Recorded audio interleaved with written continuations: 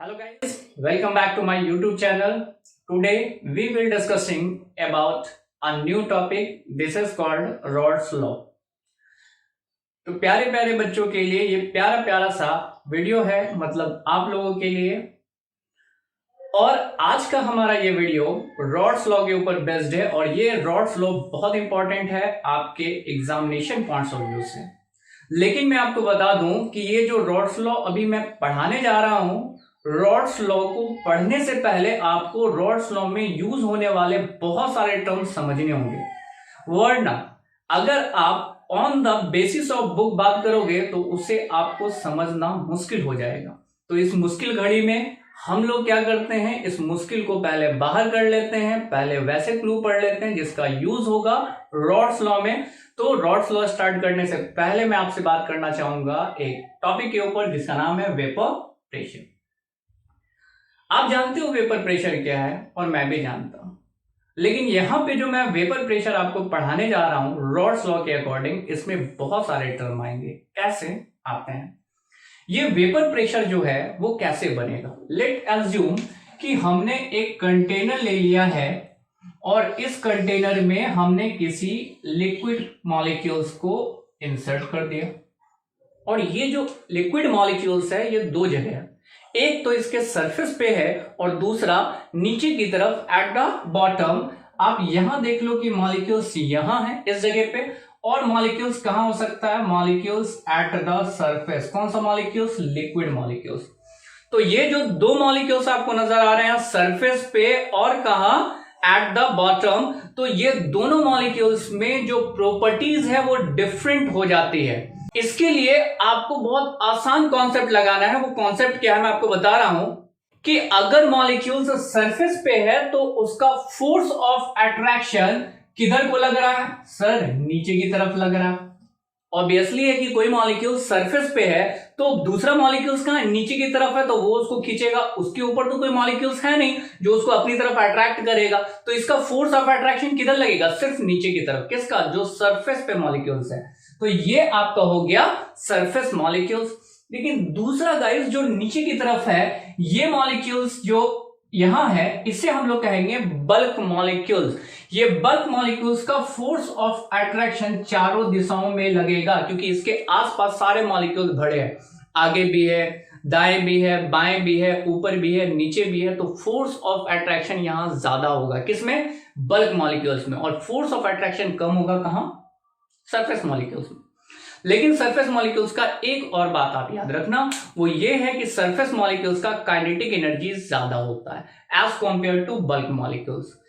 आप ये एज्यूम करो बाय द वे कि अगर किसी मॉलिक्यूल्स के ऊपर जाने की टेंडेंसी ज्यादा हो रही है तो ऑब्वियसली है कि उसके अंदर काइनेटिक एनर्जी ज्यादा है, तब वो ऊपर की तरफ है। और ये जो मॉलिक्यूल्स नीचे की तरफ है उसके अंदर क्या रहा होगा? काइनेटिक एनर्जी कम रहा होगा।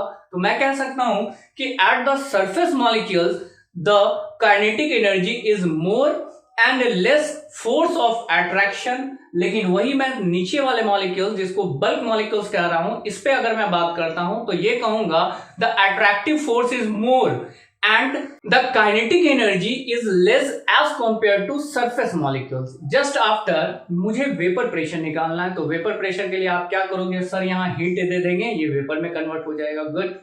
तो जैसे आप हीट दोगे तो सरफेस मॉलिक्यूल्स कन्वर्ट हो जाएगा किसमें? वेपर में। लेकिन यहां आप वेपर नहीं कंसीडर कर सकते हो। सर क्यों?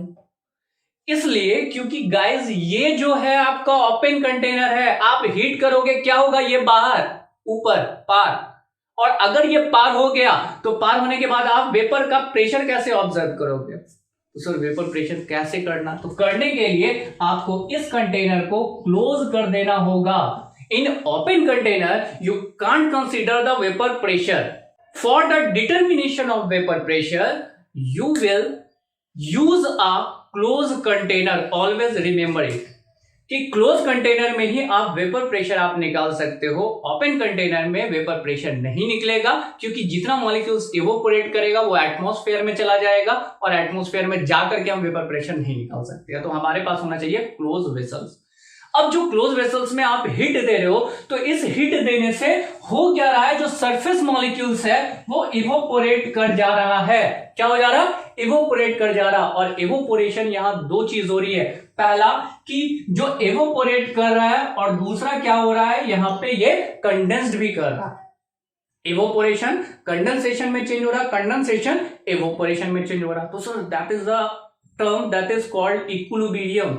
बिल्कुल सही है, जब तक ये इक्विलिब्रियम में नहीं होगा तब तक आप वेपर प्रेशर ऑब्जर्व करोगे, तो कभी ज्यादा तो कभी कम। सपोज कर लो कि जस्ट मैंने अभी हीट देना यहां स्टार्ट किया, अभी मैं वेपर प्रेशर ऑब्जर्व करूंगा, तो स्टार्टिंग में वेपर प्रेशर आपने इस कंटेनर में पानी डाल दिया, वाटर, आप नीचे से फ्लेम डालना स्टार्ट करते हो, और ये क्या होता है, वेपर प्रेशर धीरे धीरे इंक्रीज करता है। तो स्टार्टिंग में वेपर प्रेशर इंक्रीज करेगा, क्योंकि हो क्या रहा, हो ये रहा है लिक्विड चेंज हो रहा है किसमें, वेपर में। और जब ये वेपर में चेंज होगा दैट इज कॉल्ड इवोपोरेशन। तो अभी जो प्रोसेस हो रहा है वो इवोपोरेशन का प्रोसेस ज्यादा हो रहा है, लेकिन जब ये ज्यादा इवोपोरेट कर जाएगा तो ये कंडेंसेशन भी होना स्टार्ट हो जाएगा, और जब दोनों इक्वल हो जाएगा तब आपको एक कांस्टेंट वैल्यू मिलेगी, that is called vapour pressure. इस कंटेनर में मैंने कोई एक ही कंपोनेंट डाला है, और वो प्योर कंपोनेंट है, that is called component of A. ये भी ए है, लेकिन कहां, सरफेस पे। और ये ए कंपोनेंट का जो वेपर प्रेशर बनेगा that is pure, that is called P A not. Not मतलब कुछ और नहीं, ए के अलावा कुछ और नहीं, that's why called P A not. लेकिन पी ए को क्या पढ़ना है, vapour pressure of pure component. तो ये जो vapour pressure of pure component है उसको हम कंसीडर कर रहे हैं पी ए नॉट से। आपको भी कंसीडर करना है पी ए नॉट से। तो सबको, अगर ये नाइट्रोजन मॉलिक्यूल्स है तो बोलेंगे पी नॉट N2, अगर ये ऑक्सीजन मॉलिक्यूल्स है तो क्या कहेंगे, पी नॉट O2, अगर ये वाटर मॉलिक्यूल्स है तो क्या हो जाएगा, P not H2O। P not का मतलब क्या हुआ, पी नॉट का मतलब हुआ vapour pressure of pure component. इसके बाद गाइस जो मैं आपसे डिस्कस करने जा रहा हूं कि वेपर प्रेशर किसमें ज्यादा बनेगा और किसमें कम बनेगा, तो आप यहां पर वेपर प्रेशर बनने के प्रोसेस में नेचर पे बात करेंगे। इसके बाद क्या, nature of vapour pressure. Nature of vapour pressure बनने को लेकर के मैं दो चीज पे सबसे ज्यादा डिस्कस करूंगा। पहला चीज जिसे आप जानते हो वो है टेम्परेचर। आप जितना ज्यादा टेम्परेचर इसमें अप्लाइड करोगे रिजल्टेंट क्या होगा, जितना ज्यादा टेम्परेचर होगा ऑब्वियसली है कि उतना ज्यादा वेपर प्रेशर बनाएगा, क्योंकि उतना ज्यादा एवोपोरेशन हो जाएगा, और जितना ज्यादा एवोपोरेशन होगा उतना ज्यादा वो वेपर में कन्वर्ट होगा, तो ऑब्वियसली वेपर प्रेशर इंक्रीज कर जाएगा। किसके अकॉर्डिंग, टेम्परेचर के अकॉर्डिंग। लेकिन गाइस ये बात कभी नहीं कहना है कि temperature is directly proportional to the vapour pressure, ये नहीं कहना, इट्स अ रॉन्ग। क्योंकि ग्राफिकली अगर आप इसको देखते हो कि ये ग्राफ के अकॉर्डिंग क्या बना रहा है, ये मान के चलो हमारा क्या है, तो इस साइड बना रहा वेपर प्रेशर, और वेपर प्रेशर के साथ साथ ये है आपका टेम्परेचर। तो ये ग्राफ आपको बिल्कुल स्ट्रेट लाइन में नजर नहीं आएगा। स्ट्रेट लाइन में नजर आता तो मैं कहता हूं डायरेक्टली प्रोपोर्शनल। ये ग्राफ आपको इस तरह से दिखेगा। तो ऐसे केस में हम डायरेक्टली प्रोपोर्शनल नहीं कह सकते हैं, लेकिन ये कह सकते हैं कि टेम्परेचर बढ़ाने पे वेपर प्रेशर भी इंक्रीज करेगा। इतना ही रिलेशन जानना है, बाकी फिजिक्स में देख लेना आप। आगे मैं बात कर रहा हूं जस्ट इसके बाद का टॉपिक, जो सेकंड पॉइंट है किस चीज का, वेपर प्रेशर को बनाने का नेचर।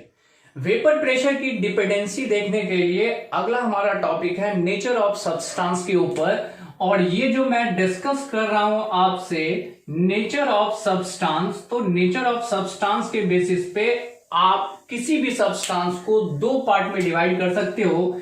एक जिसे आप कहोगे वॉलेटाइल, और दूसरा क्या होगा जिसे आप कहोगे नॉन वॉलेटाइल। ये दो तरह के सब्सटेंस आपको देखने के लिए मिलेंगे, एक जिसे आप कहोगे वॉलेटाइल और दूसरा जिसे आप कहोगे नॉन वॉलेटाइल।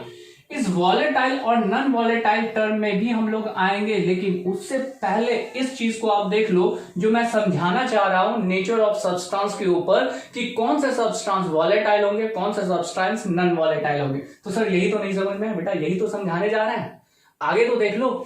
वॉलेटाइल में आगे जो हम लोग डिस्कस कर रहे हैं वो क्या डिस्कस कर रहे हैं, आपके पास दो सब्सटेंस है, एक है वाटर और दूसरा है गाइस मिथाइल अल्कोहल। तो क्या सर ये नॉन वॉलेटाइल का एग्जांपल है? मैंने कहा कि अभी मैं नॉन वॉलेटाइल और वॉलेटाइल बाद में समझाऊंगा, पहले इस दोनों मॉलिक्यूल्स को आप देखो।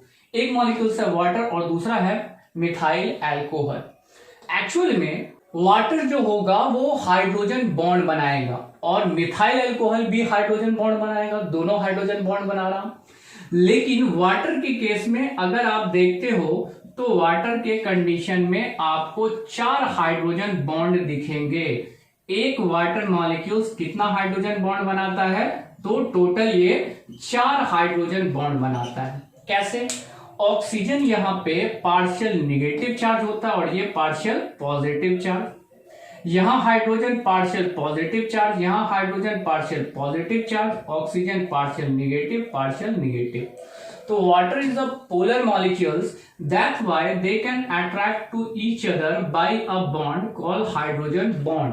यहाँ पर टोटल हाइड्रोजन बॉन्ड कितना बना है? यहाँ पर टोटल 4 हाइड्रोजन बॉन्ड मुझे दिख रहा। पहला हाइड्रोजन बॉन्ड ये है, दूसरा हाइड्रोजन बॉन्ड ये है, तीसरा हाइड्रोजन बॉन्ड ये है और फोर्थ हाइड्रोजन बॉन्ड ये है।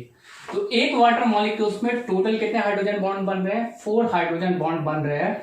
लेकिन वही अगर मैं मिथाइल अल्कोहल के बारे में बात करता हूं तो एक मिथाइल अल्कोहल कितने हाइड्रोजन बॉन्ड का फॉर्मेशन कर सकता है? तो अगर इसके करने के बेसिस पे अगर मैं बात करूं तो ऑब्वियसली है कि एक हाइड्रोजन बॉन्ड यहां बनेगा, एक हाइड्रोजन यहां बनेगा। तो टोटल इसके केस में टोटल हाइड्रोजन बॉन्ड कितने बन रहे हैं? 2।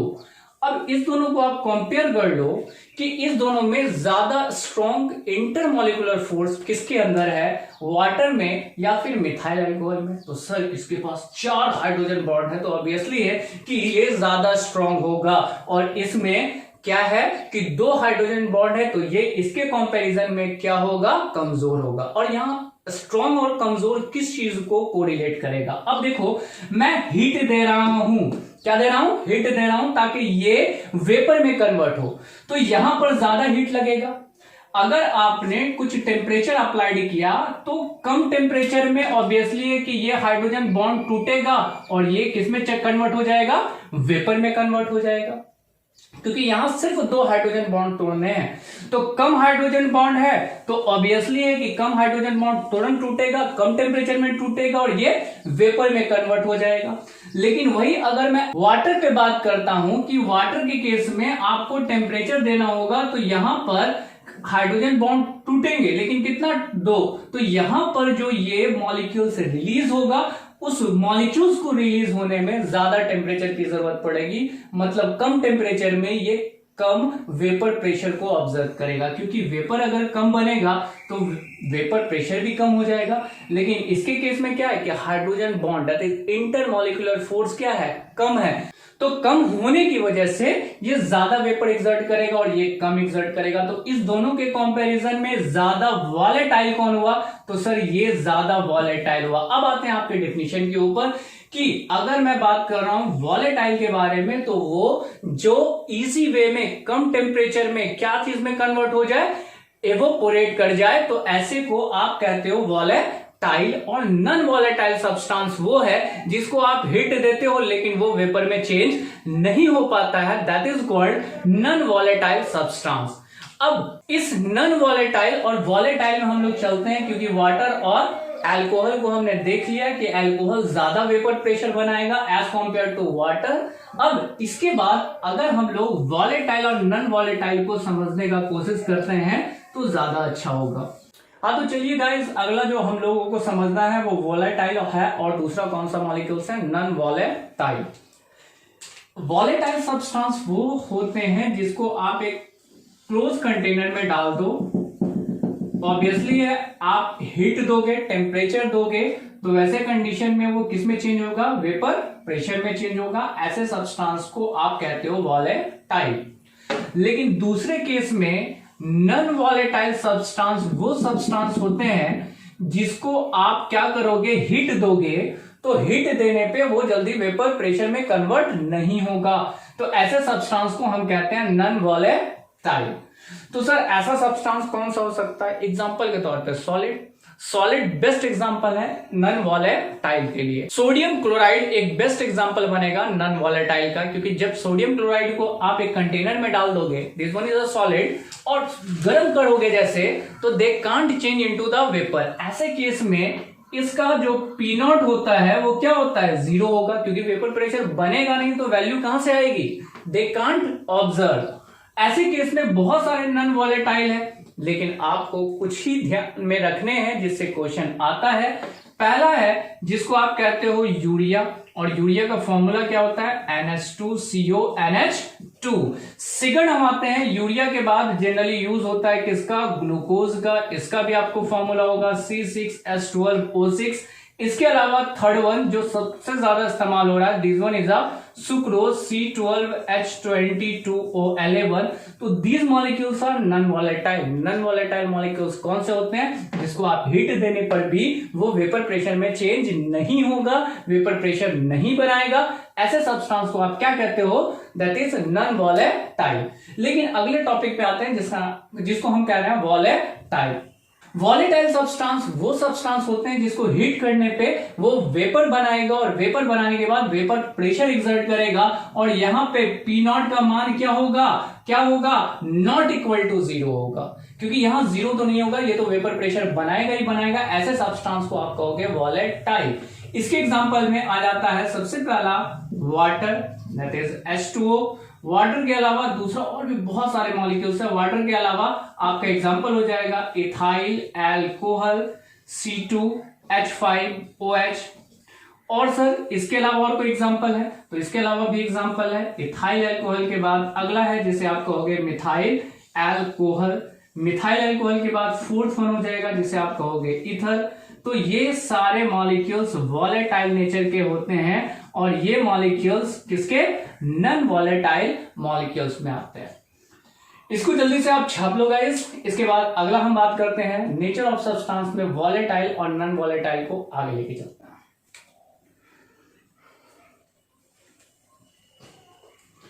इसको उतारने के बाद आगे हम लोगों का जो डिस्कशन होगा वॉलेटाइल और नॉन वॉलेटाइल का, वो मैं क्या देखूंगा, मैं ये कहूंगा कि सॉल्यूशन। और यहां पे जो सॉल्यूशन हम लोग बना रहे हैं, सॉल्यूशन दो चीज का बनता है, आपको पता है।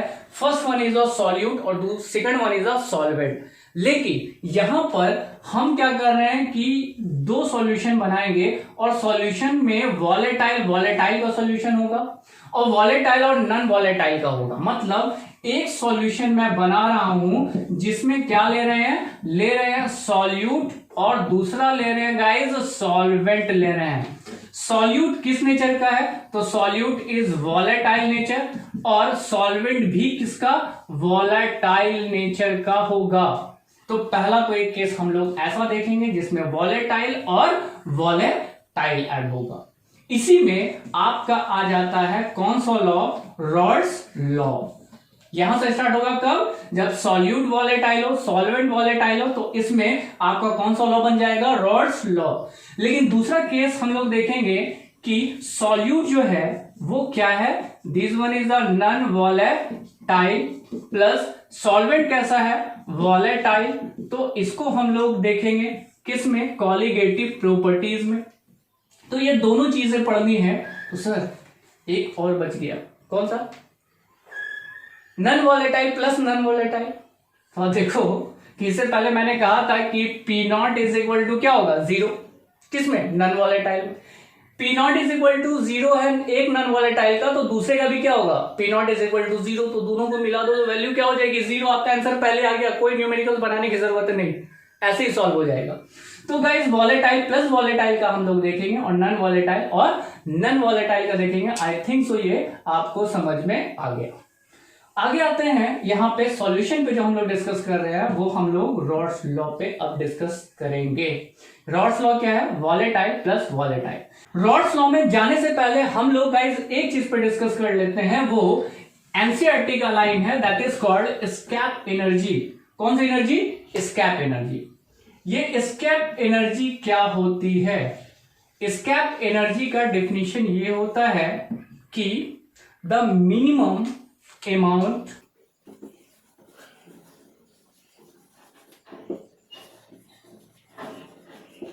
of heat is given to which a substance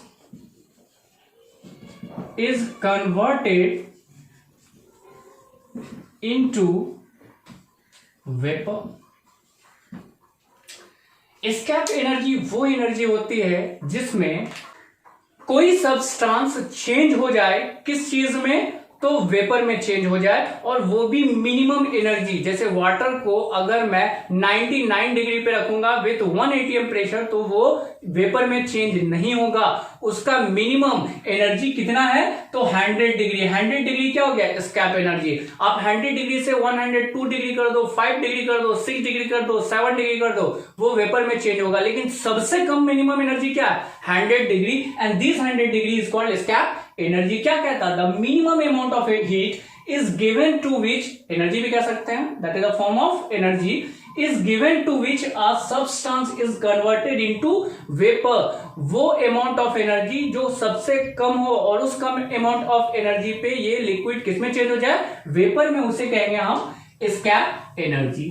तो ऑब्वियसली है कि एस्केप एनर्जी के बेसिस पे आप वॉलेटाइल भी डिसाइड कर सकते हो। जितना ज्यादा एस्केप एनर्जी होगा, वेपर प्रेशर उतना कम बनेगा। तो आप यहां पे एक टर्म निकाल सकते हो किसके बारे में, एस्केप एनर्जी के बारे में, कि escape energy inversely proportional to the vapour pressure.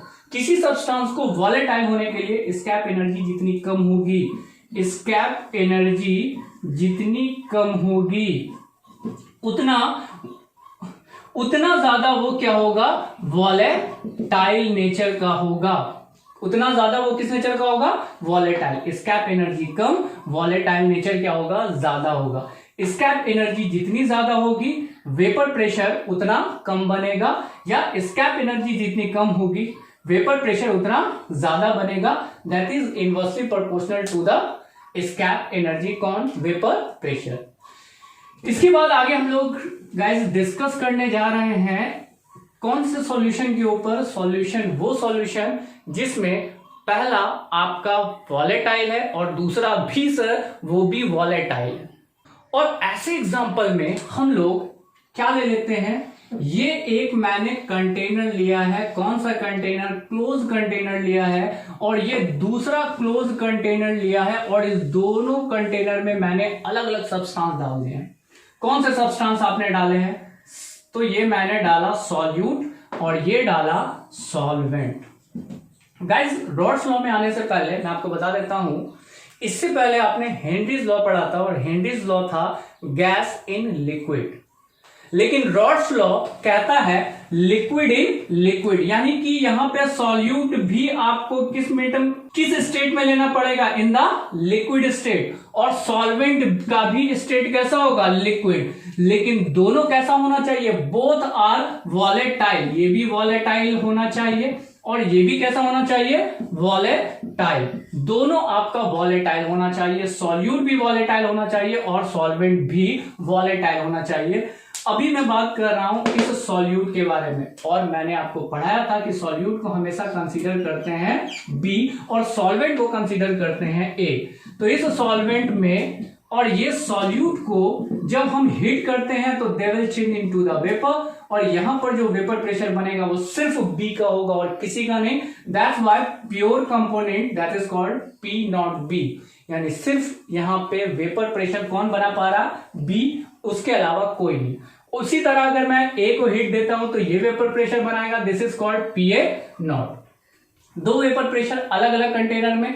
अब मैं इस दोनों को, सॉल्यूट को, कौन से सॉल्यूट को, जो लिक्विड नेचर का है वो वॉलेटाइल है, सॉल्वेंट को कौन से नेचर का, लिक्विड नेचर का, कौन क्या है, वॉलेटाइल, दोनों को मैं मिक्स करके एक कंटेनर में ले आता हूं। सिंगल कंटेनर है, एक कंटेनर में ले, किसको किसको, बी को भी इसमें डाल दिए हैं और ए को भी डाल दिए हैं, यानी सरफेस पे दो मॉलिक्यूल्स है, बी है, ए है, फिर बी है, फिर कौन है, ए है। ये दोनों मॉलिक्यूल्स एक दूसरे के साथ यहां पे मौजूद है, कहां, एट द सरफेस। जैसे आप हीट दोगे तो यहां वेपर प्रेशर बनेगा, लेकिन वेपर प्रेशर किसका बनेगा, वेपर प्रेशर बनेगा ए का भी और वेपर प्रेशर बनेगा बी का भी। तो सर यहाँ पे आप पीबी नॉट लिख दिए हैं, यहाँ पे पीबी लिख दिए हैं, यहाँ पीए नॉट लिख दिए हैं, यहाँ पे पीए लिख दिए हैं। क्यों, क्योंकि that is the condition of solution. किसका कंडीशन बना? सॉल्यूशन का। आप यहां पर ध्यान दोगे एक चीज को समझने के लिए, वो ये है कि यहां पे सरफेस पे सिर्फ और सिर्फ क्या था? सिर्फ ए था, और जैसे आपने हीट दिया तो वो सारा ए मॉलिक्यूल्स वेपर में चेंज, तो वो ज्यादा वेपर एक्सर्ट करेगा। इस केस में आते हैं तो इस केस में गाइस सिर्फ और सिर्फ कौन सा मॉलिक्यूल्स है? बी है। अब इसमें जब आप हीट दोगे तो सरफेस पे सिर्फ बी मॉलिक्यूल्स है, तो ये ज्यादा बी को निकालेगा। लेकिन जब दोनों को मिक्स कर देते हैं तो बी आ जाएगा, ए आ जाएगा, बी आ जाएगा, ए आ जाएगा। अब जब हीट देंगे तो बात ये रहा कि इसके नीचे ए रह गया, या इसके नीचे क्या रह गया? बी रह गया। तो ऐसे केस में बी का वेपर प्रेशर बना, फिर ए का बना, फिर बी का बना, फिर ए का बनेगा तो दोनों का। लेकिन ओरिजिनल वैल्यू अगर एलोन है तो वो ज्यादा बनाएगा, और अगर मिक्स्ड है तो वो क्या बनाएगा? कम बनाएगा। ये भी एलोन है तो ज्यादा बनाएगा, लेकिन मिक्स्ड है तो क्या? कम बनाएगा, क्योंकि दोनों आ चुका सरफेस पे। तो ऐसे केस में हम लोग रॉड्स लॉ निकालने से पहले हम लोग डिसाइड करते हैं पी टोटल जो डाल्टन्स का दिया गया है। डाल्टन्स का कहना था P total is equal to P A plus P B. ये आप देख रहे हो पी ए जो सॉल्यूशन का है, और पीबी भी क्या है? सॉल्यूशन का। याद रहे कि पी ए सॉल्यूशन का है तो P A not pure substance का है, उसी तरह पीबी सॉल्यूशन का वेपर प्रेशर है और ये पीबी नॉट। इसे हम लोग कहते हैं पार्शियल प्रेशर, और ये पार्शियल प्रेशर ए का और पार्शियल प्रेशर बी का। जस्ट ए और बी को हमको डिफाइन करना है, और यही रॉड्स लॉ में जाएगा। लेकिन इसको जाने से पहले या इसको इसके अंदर भेजने से पहले मैं आपको ये एक और चीज एक्सप्लेन करना चाहता हूं, दैट इज कॉल्ड पी। पीए कितना बनेगा? पीए तो ऑब्वियसली है कि जितना ज्यादा इसके अंदर मोल फ्रैक्शन होगा ए का, उतना ज्यादा बनेगा। ए ज्यादा है तो ऑब्वियसली है सरफेस पे ए ज्यादा होगा तो वेपर प्रेशर ए ज्यादा बनाएगा। अगर यहां मोल फ्रैक्शन बी का ज्यादा है तो सरफेस पे बी ज्यादा होगा तो बी का प्रेशर ज्यादा होगा। तो यहां पर आप कह सकते हो कि P A is directly proportional to the mole fraction of X. Guys अगर ए ज्यादा है तो ए के ज्यादा होने से सरफेस पे ज्यादा कौन हो जाएगा? ए। अगर मोल फ्रैक्शन ज्यादा है तो ए ज्यादा है, और ए ज्यादा है तो वेपर प्रेशर ज्यादा किसका बनेगा? ए का। ऑब्वियसली है कि अगर वही चीज मैं कहूं कि बी अगर ज्यादा है या बी अगर कम है तो उसका वेपर प्रेशर क्या बनेगा? कम बनेगा। तो that is related to the mole fraction. तो partial pressure of A is directly proportional to the mole fraction of A. लेकिन यहां पे x को मोल फ्रैक्शन हम लोग कंसीडर करते हैं, और मोल फ्रैक्शन के लिए मैंने पिछले वीडियो लेक्चर में इसको एक्सप्लेन किया है, आप वहां जाके एक बार जरूर देख लेना। आते हैं वैसे ही केस में मैं बात करूंगा PB is directly proportional to the X B. अब गाइस इस डायरेक्टली प्रोपोर्शनल को हटाएंगे तो यहां पे लगाएंगे पीए इज इक्वल टू क्या? Constant, that is called X A. उसी तरह पीबी इज इक्वल टू क्या लगाएंगे? Constant into X B. यहां पे गाइस हमने कांस्टेंट वैल्यू पुटअप किया, और ये कांस्टेंट वैल्यू किसके बराबर होगा इसे आपको समझना। इस कांस्टेंट को मैं निकालने जा रहा हूं, और आप किसी एक केस को देख लो। दिस वन इज अ पीए। ये पीए बराबर होगा किसके? के इंटू एक्स ए। एक्स ए मतलब ये फिगर अभी आपके पास बना हुआ है, और ये फिगर क्या चीज को मेंशन कर रहा? That is called PA not. इस कंटेनर में सिर्फ एक्स ए भरा है, एक्स बी नहीं है। मतलब एक्स ए जो है एक्स ए है, एक्स बी क्या है? यहां जीरो है। और मैंने आपको एक चीज और बताया था, कहां? मोल फ्रैक्शन में, कि मोल फ्रैक्शन में आप एक्स ए और एक्स बी को जोड़ दोगे तो वैल्यू कितनी होगी? 1। तो ये X A plus X B is equal to क्या होगा? 1। लेकिन मैंने क्या कहा? इसमें क्या है? सिर्फ और सिर्फ ए कंपोनेंट है, बी बिल्कुल भी नहीं है। तो सिर्फ ए होने की वजह से इसमें क्या होगा? जो मोल फ्रैक्शन होगा एक्स ए का, क्योंकि बी तो है नहीं तो इसका मोल फ्रैक्शन बिल्कुल भी नहीं। तो ऐसे केस में एक्स ए बराबर कितना हो जाएगा? 1 हो जाएगा। तो मैं एक्स ए की जगह पे 1 पुटअप कर देता हूं, that is called PA is equal to K into X A का मान कितना आया? 1 आया। सर अभी भी कुछ बाकी है। अब जो बाकी है उस पर बात करते हैं, दैट इज कॉल्ड पीए। और मैं कौन सा अप्लाइड कर रहा हूं? मैं अप्लाइड कर रहा हूं प्योर कंपोनेंट के बारे में, या मतलब हमने ए माना है तो ए को ही कंसीडर कर रहे हैं यहां पे। तो जब पीए है और प्योर कंपोनेंट के बारे में बात कर रहे हैं तो पीए किसके बराबर हो जाएगा? पीए नॉट के बराबर हो जाएगा। तो ऐसे केस में आप कह सकते हो P A naught is equal to K, मतलब कांस्टेंट की जगह पे आप क्या पुट अप कर सकते हो, पी ए नॉट। कांस्टेंट की जगह पे P A not put up करेंगे और जैसे ये P A not put up करेंगे हमारा रॉड्स लॉ का डेरिवेशन सॉल्व हो जाएगा। मतलब ओवरऑल जो आपका डेरिवेशन यहां बन के आएगा के की जगह पे, वो आप लिख सकते हो P A is equal to क्या, P A not into X A. कौन से केस में गाइस, फिर से ध्यान दे देना, एक्स ए 1 कब होगा, जब ये प्योर कंपाउंड होगा, सिर्फ और सिर्फ उस कंटेनर में ए भरा होगा, बी 0 होगा, एक भी नहीं होगा। तो ऐसे केस में पी ए बराबर किसके हो जाएगा, पी ए नॉट के। तो पी ए नॉट किसके बराबर हो गया, के बराबर। तो कांस्टेंट की जगह पे आप लगा सकते हो पी ए नॉट। वही चीज आप अप्लाई करोगे बी के केस में, तो वैसे कंडीशन में हो जाएगा पीबी इज इक्वल टू क्या, PB not into X B. और जो हमें रॉड्स लॉ कंसीडर करना है उस पे बात करते हैं। आ जाते हैं गाइस रॉड्स लॉ के बारे में,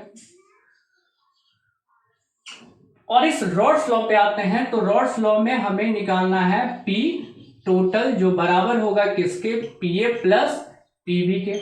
जस्ट अभी मैंने एक्सप्लेन किया कि पी ए बराबर होगा P A not into X A, तो मैं यहां लिख दूं P A not into X A plus PB की जगह पे क्या लिख दें, यहां लिखा है PB not into X B, तो यहां पे पुटअप कर दिए PB not into X B. Guys अभी जस्ट हमने पढ़ा था, चूंकि हम जानते हैं कि X A plus X B is equal to 1, दो मोल फ्रैक्शन को जोड़ देंगे तो वैल्यू आ जाएगी 1। और ऐसे केस में अगर मैं बात कर रहा हूं कि एक्स ए बराबर क्या हो जाएगा, 1 माइनस एक्स बी होगा। चलो ठीक, तो एक्स ए की जगह पे क्या लगा दें, 1 माइनस एक्स बी, और इसको पुटअप कर दें इस जगह पे, तो ये हो जाएगा guys P A not into 1 minus X B और क्या, plus PB not into X B. P A naught को मल्टीप्लाई कर दो 1 से, तो यहां पे वैल्यू आ जाएगी कितना, P A naught minus P A not into X B plus PB not into X B. P A naught को यहीं रहने दे, आगे क्या करते हैं, ये प्लस वाले को इधर डाल देते हैं, तो ये हो जाएगा plus PB not into X B, ये उधर चला जाएगा, तो ये हो जाएगा minus P A not into X B. आगे ये करने जा रहे हैं कि ये पी ए नॉट अपने जगह पे प्लस, दोनों में कॉमन क्या है, एक्स बी को बाहर निकाल दिए, बचा कौन, P B naught minus P A naught. ये आपका डेरिवेशन बन के आ गया किस चीज का, रॉड्स लॉ का, किसके लिए, दो वॉलेटाइल लिक्विड के लिए in a solution, that is solute and solvent. कौन आ गया, रॉड्स लॉ। तो गाइज अब इस रॉड्स लॉ का थोड़ा डेफिनेशन भी लिख लें तो ज्यादा अच्छा होगा। आप इसको स्क्रीनिंग शॉट ले लो और डेफिनेशन लिखना स्टार्ट करो। लिखेंगे the vapour pressure of any volatile constituent of a binary solution at any given temperature is equal to product of pure constituent and its mole fraction। ये डिफिनीशन और ये derivation आपके board के exam के लिए बहुत इंपॉर्टेंट है, इसलिए रॉड्स लॉ का ये चीज जानना बहुत ज्यादा जरूरी है। रॉड्स लॉ एप्लीकेबल है दो लिक्विड सॉल्यूशन में, और दोनों लिक्विड सॉल्यूशन कैसे होने चाहिए, वॉलेटाइल की non volatile, both are volatile. इसके बाद गाइस हम लोग कुछ क्वेश्चन पे डिस्कस करेंगे जो इसके पॉइंट्स ऑफ व्यू से बहुत इंपॉर्टेंट रहेगा, और क्वेश्चन क्या है आपका वो देखेंगे। हाँ तो गाइस ये रहा आपका एक क्वेश्चन जिसको आपको बनाना है, और इस क्वेश्चन को हम लोग बेस्ड करेंगे किसके ऊपर, रॉड्स लॉ के ऊपर, और ये रॉड्स लॉ के बेसिस पे क्वेश्चन सॉल्व होगा। आप देखो यहाँ पे क्या कह रहा, क्वेश्चन कह रहा 0.18 gram water mixed with 0.46 gram of ethyl alcohol to make a solution having the pure water is 200 millimeter Hg and the pressure of pure ethyl alcohol is 300 millimeter Hg. Find partial pressure and total vapor pressure of the solution. इस question में ज्यादा कुछ नहीं करना है, आपको easy way में ये क्वेश्चन सॉल्व होगा। मैं आपको समझा देता हूं किस तरह से ये क्वेश्चन सॉल्व होगा। सबसे पहले P total is equal to, यहाँ पे दो चीज का प्रेशर आपको कंसीडर करना है, पहला तो है वाटर का और दूसरा क्या है, इथाइल अल्कोहल का। तो वाटर में सबसे पहले मैं लिखता हूं H2O और यहां पर किसका, इथाइल अल्कोहल का C2H5OH। जस्ट इसके पीछे हमने पढ़ा है कि प्रेशर वाटर का अगर निकालना है that is called partial pressure, तो ऐसे कंडीशन में हमें जरूरत पड़ेगी P0H2O की, pure form of water that is vapour pressure of pure water का, जिसको मल्टीप्लाई हम लोग कर देंगे मोल फ्रैक्शन ऑफ वाटर से, तो ये आपका आ जाएगा पार्शियल प्रेशर ऑफ वाटर। वही दूसरे केस में अगर मैं बात करता हूं कि प्रेशर किसका, इथाइल अल्कोहल का, तो ऐसे केस में पार्शियल प्रेशर हो जाएगा इथाइल अल्कोहल का into mole fraction of ethyl alcohol. तो गाइज ऐसे दोनों क्वेश्चन को सॉल्व करेंगे, तो ऑब्वियसली है कि इस क्वेश्चन को बनाने के लिए आपको जरूरत पड़ेगी मोल फ्रैक्शन की। तो मैं सबसे पहले मोल फ्रैक्शन निकालने जा रहा हूं, और मोल फ्रैक्शन को आपने पढ़ा है कि मोल फ्रैक्शन के लिए आपको मोल की जरूरत पड़ेगी। तो सबसे पहले मैं मोल ऑफ वाटर पे बात कर लेता हूं, जो होगा given weight of water divided by molar mass किसका, वाटर का। वैसे ही मोल फ्रैक्शन निकाल लेंगे इथाइल अल्कोहल का, और ये कैसे आ जाएगा, ये आ जाएगा given weight of ethyl alcohol divided by molar mass of ethyl alcohol.